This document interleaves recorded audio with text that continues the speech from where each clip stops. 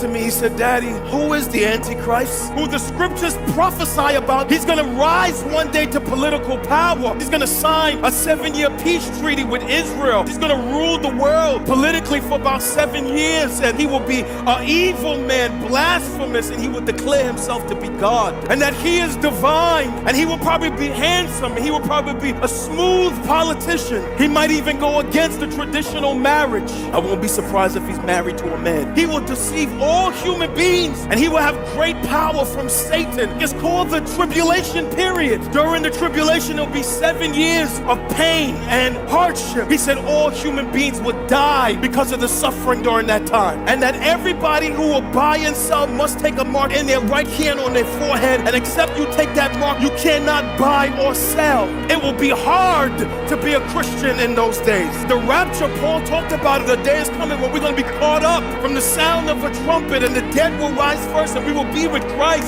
And they will enter into the tribulation period when the church has been removed from the earth. And then he said to me, well, what's going to happen when the tribulation is over? The millennial reign. According to the scriptures, 1,000 years. He said, well, where's the devil going to be during that time? He's going to be bound up according to the scriptures. And what would the world be like during those 1,000 years? There will be world peace. Then the devil is released for one more battle in which he will be destroyed, and then all evil will be tossed into the lake that burns with fire. And he says to me, well, what happens to everybody who wasn't in Jesus? They're going to be separated from God for all eternity. He says, so wait, so everybody's going to live forever? I said, yeah. He said, but what about when we die? I said, Joey, you remember in the scriptures when it said that God created man in his own image and in his own likeness? That we were created in the likeness of God? God is an eternal being, I told Joey, and so he made all human beings eternal beings, and that death is only a transition into eternity. And I told him that nobody disappears or evaporates.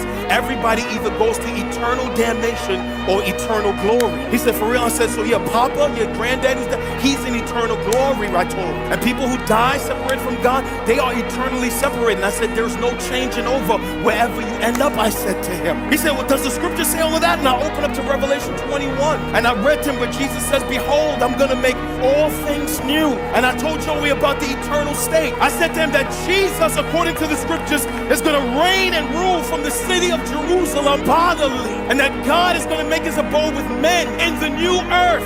That we're not going to be floating on clouds forever. That heaven is temporary. And I told him that God is going to recreate the earth after he destroys it with fire. And we're going to be in a new earth with new water and new trees and new food and new colors. And I read to him where it says there'll be no more tears and no more pain. A life of bliss. And then he said, Daddy, I feel like I'm agitating you. And I said, no, it's okay. Go ahead. He said, no, that's all I want to know.